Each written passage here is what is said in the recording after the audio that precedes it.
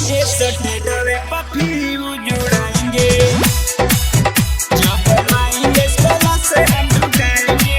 Music by Deepesh राज। ये सटे डरे पपी जुड़ाएंगे।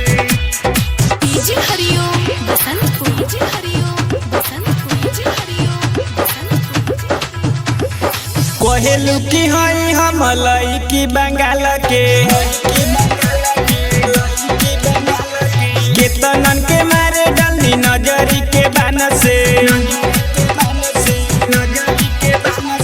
कोहेलू की हई हम लईकी बंगाल से केतनन के मारे डलनी नजरी के बान से सुन तोहरा के भीड़ सटाएंगे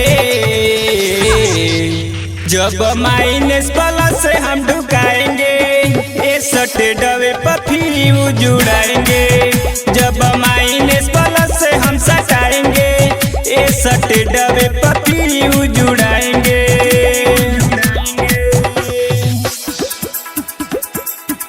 music by DJ Hariom Basantpur, DJ Hariom जब माइनस प्लस से हम ढुकाएंगे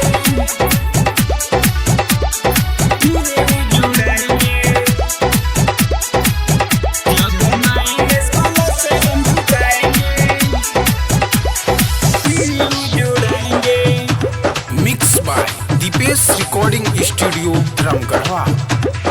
जिला मोतिहारी रानी छोड़ दिल टोके हमरा रामा घाड़ावा से जई बुतुरो के जिला मोतिहारी रनिया छोड़ दिल टोके हमरा रामा घाड़ावा से जई बुतुरो के। यहाँ के लइका हई सफर वडरे तोहरा के लेके जाइब राउटी के ओर रे सुनो अपने ही गामछा बिछाएंगे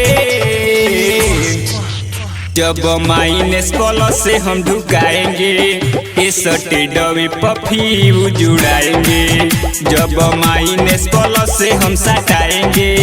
ये सटे डबे पफी जुड़ाएंगे जब माइनस प्लस से हम ढुकाएंगे।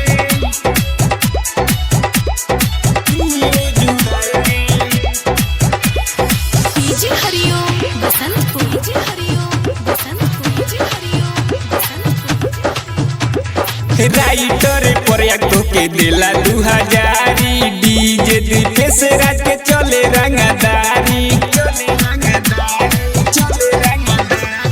राइटर पर के दिला 2000 डीजे दीपेश राज के चले रंगदारी। राजू दीवाना जी के गाना बजाएंगे मछलिया मुर्गा संग में खिलाएंगे तोरा लहंगा के डोरी सरकाएंगे